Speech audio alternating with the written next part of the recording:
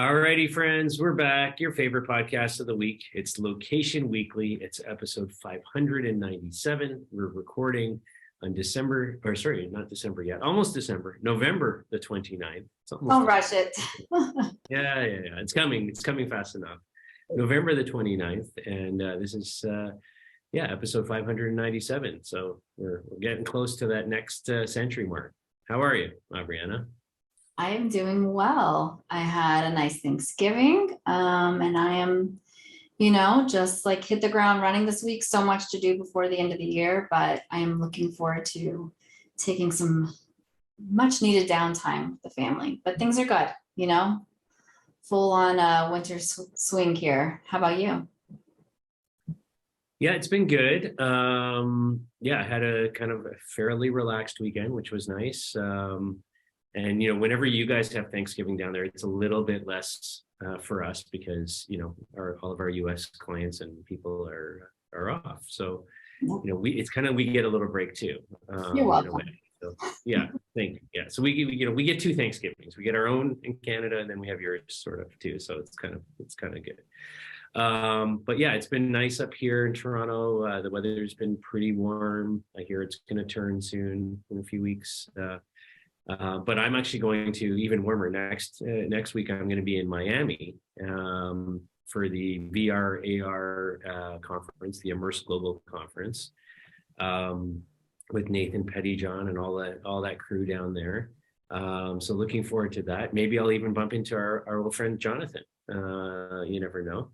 I reached out to him, so hopefully he can come out and we can connect. But looking forward to that. The weather forecast looks amazing. It's like 28 Celsius every single day in sunshine. So I'm like, that's what I need. Sounds amazing. Maybe you'll run into some Art Basel shows, pop-ups too while you're there. Yeah, that'll be good. So so that's what I'm doing. If you're down there, come to the Immerse Global Conference. If you're in the VR, AR, metaverse world, that's where you want to be. That's all things metaverse. I'm down there talking about my startup, Ground Level Insights, and we built this little tool that tracks people between the metaverse and the physical world and linking them together. So that's what I'm talking about. So it should be fun. Sounds like it. I'm jealous. I'll be here in the cold. Yeah. There you go. So we have a good show for you. 4 stories as per usual, a range of things this week, and I'll let Brianna kick us off with an interesting retail story from her local world there in New York. Yeah, I think this is a good transition as we're talking about, the convergence of technology and art, culture, things of that nature. H&M is testing out some new things in their brand new store. They just opened a experiential store at 7,000 square feet in Williamsburg neighborhood in Brooklyn. And they are really building this out in an experiential way that I think is super unique to H&M for sure, but also something that's very appropriate for that neighborhood. So they are bringing in these new events. You'll expect them to rotate every 4 to 12 weeks. And there's going to be several tech components to it, which would include things like real-time visibility of the inventory and sizing options that they have there. That will be enabled with the RFID technology, also mobile payments anywhere throughout the store, and then fitting rooms with smart mirrors where you would be able to identify like the product size and color and get recommendations. We've heard of this before with some other stores that are doing similar features, but the smart mirror will use the RFID technology to get the information about, what the customers brought into the fitting room. And then the smart mirrors really just collect the product data, right? So throughout next year, we're going to have all these different features and consumer activations that are coming into the neighborhood. And they're going to be focused around like art and fashion and music and local businesses and local personalities. So every Friday, they're going to have different offerings like DJs, artists, style makers. And they partnered with this Williamsburg agency called The Gallery for this. And the first event that's running throughout December is called Brasserie Hennis, and it's inspired by this wintry kind of French cafe scene of sorts where shoppers can go in and browse not only the H&M's like holiday collection, but also this curated collection from some local Williamsburg merchants and artists. So, they've also already committed to showcasing 3 local Brooklyn bands next year. And then they're going to have like this dedicated space with coffee station, a magazine rack, and themed music and all of those things. So what I really love about this story, and I really like this a lot, is that it's not necessarily new or groundbreaking technology. We've seen this before with other retailers, but I think that they are taking something that's a very international store chain. All of the line is similar. You roll it out the same basically to every store, but they're making this very custom and very local, and it's perfect for this Brooklyn neighborhood. So they're tapping into like their local music and their art scene. And, if you know anything about Brooklyn and specifically Williamsburg, some might deem it a hipster demographic, but it's definitely a very much like younger demographic and vibrant. And there's a huge art scene in Brooklyn, and it's super cool. So I think that they're just taking something that is, a chain, and they're bringing it to the neighborhood. And I think that's so smart, and it's a perfect fit for all that Williamsburg has to offer and the people that live there. So I'm impressed by this, and I would love to see more of this happen, like at those national and international retail levels. So I think this is super smart, and I'm excited to hear. I have a friend who said she's going this weekend, so I'm waiting for her to report back. Yeah, I think this is super exciting. First of all, echo what you said. I think that, leaning into the local vibe of the neighborhood and the actual like makeup of the community and drawing on local artists and all those kinds of things. I think this is what retail needs, right? We've talked a lot about sort of, the Amazon effect of, being able to just buy stuff online and kind of, what that meant over the last number of years on actual foot traffic to stores. And then we had COVID and, obviously, less people going out, more people ordering online again. But I think in terms of driving foot traffic back to physical retail, it needs to be truly experiential. It needs to be something that's not just, I'm there to buy, these 2 items of clothing, but I'm there to actually, spend some time and, play around with the clothes and touch and feel things and get style tips and kind of have it be a truly experiential environment. And so I like that they're doing that, and I really like the sort of the use of RFID and the fitting mirrors with the recommendations that come from that. And I think the one piece that I've seen in some other executions, maybe it's here, it's just not outlined in the article I read, is the social sharing piece, where you can kind of like, look at, here's my shot from the smart mirror and, this recommendation, push that out to your friends and kind of get feedback, on social in real time and things like that, I think would be interesting. I'm assuming the promotion of what's happening locally, which artist is playing, all of that is shared through social in some form. But I really like this. I like the work that, the Gather is doing here with, again, a local agency, chosen and worked with, to execute this. So I think that's really interesting as well. So I love this. I think this is what every big city, every neighborhood, that can accommodate something like this should be doing this kind of stuff, right? Because I think it's creating a destination. It's creating something that, it's kind of like taking a page out of Mall of America, and shrinking it down to something, in this case, 7,000 square feet. And creating a fun experience and sort of a day trip, if you will, for people. So I like it. All righty, on to our second story. So this is a completely shift now from retail and fun and experience to super technical. But we're all familiar with GPS and the US GPS system and the European Galileo system and GLONASS in Europe and others. We rely on GPS every day, and for mapping and Waze and all these things that we use it for. But it has its limitations, and it can be weakened by buildings and walls and other radio signals kind of blocking it and things like that. And the accuracy isn't kind of what maybe we would expect in today's world of location-based services, right? For satellites that were put up a generation ago. So on average, I think, most would say normal GPS, you're seeing about 3-4 meters of accuracy in terms of positioning, which isn't bad, but it's not, super great. So a group of researchers at 3 universities, Delft University, Vera Universiteit Amsterdam, and VSL, have developed an alternative approach to navigation with something that they're calling SuperGPS. So it's a hybrid positioning system that combines wireless signals and optical connections to pinpoint locations, they say, within centimeters of accuracy. So very, very accurate. Yeah, they say this could work as an alternative when GPS is out, or in areas where you just have poor accuracy in, like, say, an urban canyon due to weak satellite signals, or areas where there's just so many buildings and the signal is kind of obstructed. So I think this is interesting.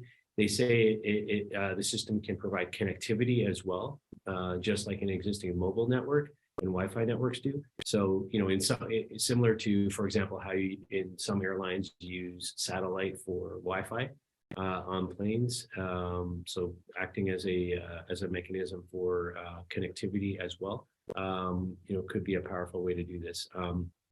And so they say one of the innovations that they came up with is connecting the mobile network to a very accurate atomic clock, which is essentially how GPS works for timing and positioning of messages based on atomic clock. So, all in all, this is way too complex for me. It's way over my head. I'll end my comments with this. Years ago, probably 7 years ago, I was asked to come and speak at a conference in Washington on Capitol Hill. And it was a conference that was all about, satellites and defense and military and all, all the innovations that were coming around GPS and satellites. And I'm like the one guy in the room that's talking about mobile and consumer applications and all this. And like, literally, I'm on a panel. It's me, some 3-star general, a guy who's like senior VP at Lockheed Martin, who's building this stuff, and a guy from DARPA talking about what they're on the space research for NASA's research arm. And they're all talking about, yeah, they're going to have these great new satellites. And, when we put the new satellites up, next time we have to target somebody like an Osama bin Laden, we'll be able to like shoot the thing to like his shirt pocket and it'd be super accurate, like at that level. And I'm sitting here going, I'm talking about how we can send an ad to somebody's phone, like when they're, on the same technology, right? And so all that to say, I think, yes, there's certainly innovation happening in this space. Satellite and GPS needs to get more accurate. And I think given some of the challenges that we're seeing right now with, mobile privacy limitations and things like that, these become great alternatives. Your thoughts? No, I mean, I'm always interested to hear how like new technology is being created and developed and furthered. And I obviously think that connectivity is such an important thing in our life. Like moving to a new city and driving less has been, I would say, a challenge when I do go out. I'm constantly using a GPS to get places. And so I get very frustrated when I'm in an area and it's not working and I'm just kind of like driving around aimlessly or it's spinning and not connecting. So I think that there is a need for this at a basic level, but also when it comes to anything around, safety and like just everything that we do from, I would say like a security perspective in our lives and in our countries. So it's interesting to see like how this continues to develop. And again, yes, I would say this is above my pay grade as well on the technology side, but I don't know. I'm excited to see like how does this impact like the systems that we are using in our lives every day. Yeah. All right. Well, staying on the topic of GPS and navigation to an extent, We're going to head over to Qatar, where the World Cup is happening at this very moment. I think we've got the USA team slated to play in a few hours.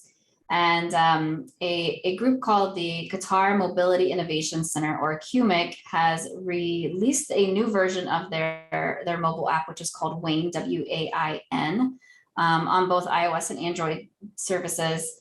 And this is focused, QMIC is focused on IoT platforms and solutions and services, and really thinking more about like intelligent transportation, logistics, telematics, road safety, all of those key vertical areas. So they developed this Wain mobile application years back, but they have now like upgraded it for the World Cup, and it's really delivering these location-based services specifically in Qatar. They also launched a new tool recently, which is called CAMS. And this is like a map content and road closures that can be sent to consumers and users in real time. So that notification feature. Some of the things that they're really focused on for World Cup, though, are more about like navigating people to and from the event, right? So once a user parks the car, they can use the Wain navigation to park the car, then they can automatically save their parking space. And then they can provide like walking guidance, what gate do they need to go to, how to get there, and then doing like a live view within their maps. So another feature that they've added is more of a personalization section. And so they can allow users to choose between the different teams, different content categories, in order to give this more of a, showcase attractions, events, and certain things that are happening that might be of more interest to them, and smartly navigate them. So I find the naming of this Wain interesting, since we have Waze here that we use quite often. It sounds like this is the Qatar equivalent of Waze to me. Yeah, I mean, I think that any event like a World Cup or an Olympics or anything that you are with so many people in a new and uncharted territory for you, it's important to be able to have that navigation. So, I think that sometimes using certain features out of other places gives me pause. When you hear stories around security and tracking and privacy and things of that nature, but not focusing on that avenue here. I think that it's important to be able to help people find their way around when they're in a new area. So nothing groundbreaking here in terms, again, of technology. We've seen this through apps that are very well developed at a global level, from a mapping perspective, and, even thinking of like our friends at Glimpse, right? And how they're providing that navigation to and from. So I think this is very much in line with that. It's just something that's super local and relevant perhaps to that specific place. Thoughts? Yeah, it's funny. As you were saying that was exactly what was going through my mind, was Glimpse and kind of, some of the use cases for that app, and sort of just the comparison there. But yeah, I mean, I think one of the things I like about what they've done here is, obviously you're in a new place, as a fan, as a visitor. There's, thousands and thousands of people there, attending these matches and these games. It's a problem for most people. It's a new place. It's a place they haven't been before. They don't know how to navigate it. So I like that they've kind of pulled, the content around the games and the matches and sort of the personalization aspects of it together with sort of the real-time alerts and road closures and all those things together. So one thing in particular is they like with the parking, for example, they know your ticket status, like what level of ticket you have, and then they based on that give you the appropriate parking, to enter, the stadiums, in the gates that obviously are closest to, whatever ticket status you have. So I think that's interesting, because you see, with a lot of sporting events and things that we see here in North America, it might say on the ticket, or typically it will say, like when I go to a Blue Jays game, you're best to enter through gates 7 or 12 or whatever to get, to your seats. But that doesn't necessarily translate to parking recommendations or things like that. So, or which subway station or things like that, that you might want to take. So I like that they're kind of, leaning into that a little bit, and kind of delivering that sort of true, like real customization based on knowing a bit more about who you are and what ticket you have and which teams you support and all those kinds of things. Maybe, even sort of could be used, sort of for post games, sort of marketing purposes from that point of view. So I think there's some data learnings here too, when you have this type of audience. So I like it. All right, last story. We're going to jump over to the UK now. So iconic British retailer Sainsbury's has launched a new partnership with fintech giant checkout.com. And the focus here is not in an online scenario, but in a physical store scenario to eliminate the till or the cashier. And so obviously there's a lot of technologies out there, Amazon Go and, standard cognition and all these sort of automated checkout type of scenarios. But this one is really focused on the mobile payments piece of things. So the idea here is they've developed a new smartphone enabled checkout app. It's called Smart Shop. And in partnership between Sainsbury's and checkout.com. And they started testing this back in August. And essentially, as a customer in the stores, you can scan items as you shop and check out autonomously without the need of going to any cashier or any self-checkout or anything like that. So it's all done through an app with a scanner built in. And you just do it as you go. And I just put it in the bag and away you go. So, I think this is interesting. I think about it for a second and I'm like, how much theft does that open up potentially for items that are not scanned? I guess, is there a way to verify, or do you have to show something on the way out the door, like you do when you go to Costco, or something like that? I'm intrigued by that part of it, but I love the simplicity of, just scanning things with my phone as I go along and paying for them through, a checkout account that I already have tied in my mobile app. That makes a ton of sense to me. They also have another checkout product called Process Out, which is a payment orchestration platform that directs payment flows across the business that they're using as well. So they seem to have built this sort of broad partnership between Sainsbury's and checkout.com.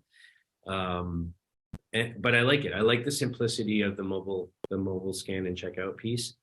And I'm intrigued to understand sort of the potential, like the loss prevention components of this. So if anyone out there at checkout.com or Sainsbury's is listening to this and wants to reach out after they see this story, I would like some more information on that part. But what are your thoughts, Adriana?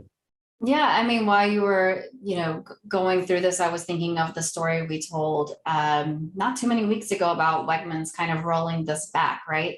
They said that there was just too much theft, and from a loss prevention standpoint, they had to take back like their mobile checkout kind of, integration that they had completed. So it's interesting to see, retailers rolling this out and others pulling it back. And I do love the simplicity of it. I think that anything that can be more seamless or streamlined is really helpful. And I was thinking also about how when I'm a pretty regular like Target shopper, it's like, mom, you need something quick for school or whatever. That's kind of my go-to.